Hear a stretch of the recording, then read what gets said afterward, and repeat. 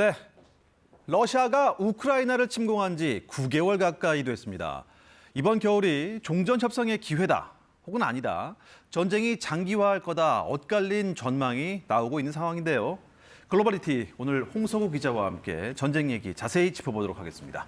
안녕하십니까? 네, 안녕하세요. 네, 우선 러시아와 우크라이나가 종전 협상을 위해서 다시 마주 앉을 수 있다, 이런 전망이 나오고 있네요. 네, 일단 젤린스키 우크라이나 대통령은 푸틴이 러시아 대통령인 이상 러시아와는 어떠한 협상도 없다고 못을 박았지만요. 최근 일각에서 올겨울이 협상의 적기가 될 것이라는 관측들이 나오고 있습니다. 그 이유가 궁금합니다. 뭐 보이는 게 있나요? 혹시? 네, 외신들 분석 이유를 좀 종합해 보니까요. 네. 관통하는 하나의 질문이 있습니다. 과연 러시아가 계속 전쟁을 할 수 있겠느냐. 이 볼게요. 한번 러시아는 지금 서방의 제재로 지금 탱크, 그다음 전투기 같은 부품도 제대로 못 구하고 있습니다. 무기 만들 때 이제 부품이 꼭 필요한데 이게 없으니까 큰 어려움을 겪는 것으로 알려졌습니다.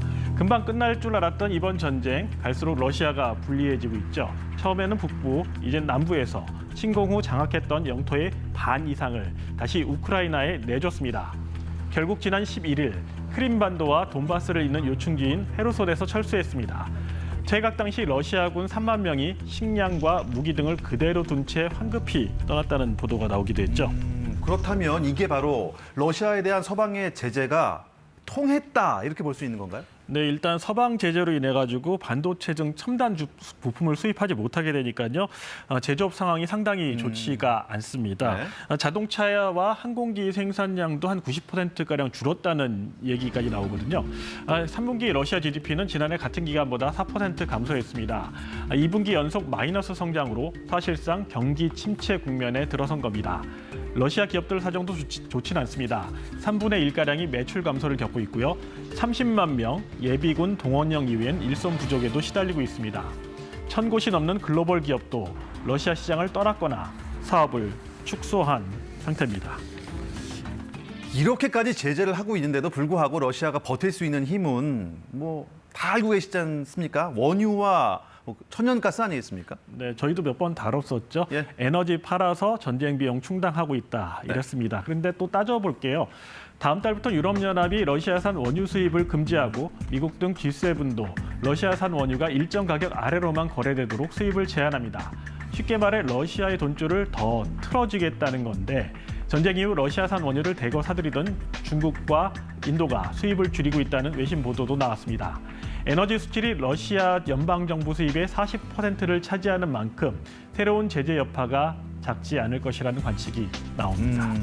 러시아 상황은 분석을 잘 해주셨습니다. 그런데 아까 젤렌스키 대통령이 푸틴 대통령이 러시아 대통령이 한 자기는 뭐 협상은 없다 했어요. 우크라이나가 과연 그 협상 테이블에 앉을까요? 네, 뭐 전쟁이 나면 우크라이나 국민들도 고통을 굉장히 좀 많이 받고 있겠죠. 그렇죠. 특히 에너지 문제가 심각합니다. 정부는 당장 올겨울 외국에서 보내달라라는 요청을 국민들에게 하고 있거든요. 전장에서 수세에 몰린 러시아가 민간 기반 시설인 발전소 등에 대해서 미사일 공격을 계속하고 있기 때문입니다.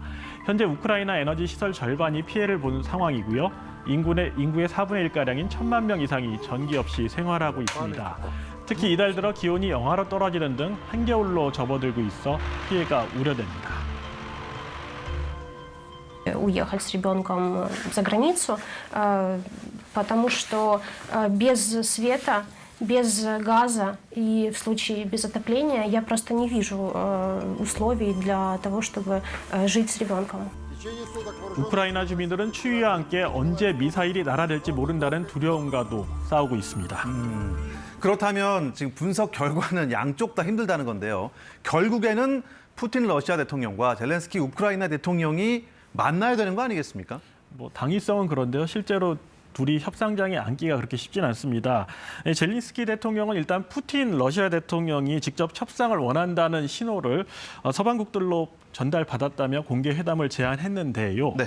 이에 러시아는 우크라이나가 공개 협상을 하자는 거는 실제로 협상을 하자는 뜻이 없는 것이다. 이러면서 사실상 거절했습니다. 아직은 양국이 협상 테이블에 앉는 것조차 쉽지 않은 단계입니다.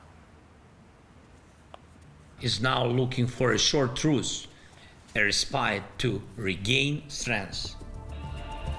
협상이 시작된다 해도 양측의 입장 차는 워낙 큰 상황입니다.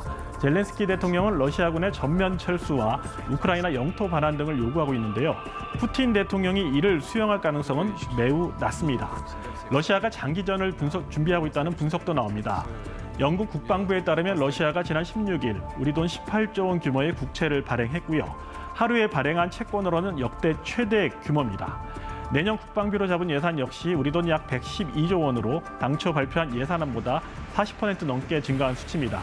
러시아가 추가 징집을 준비하고 있다는 외신 보도도 나오고 있습니다.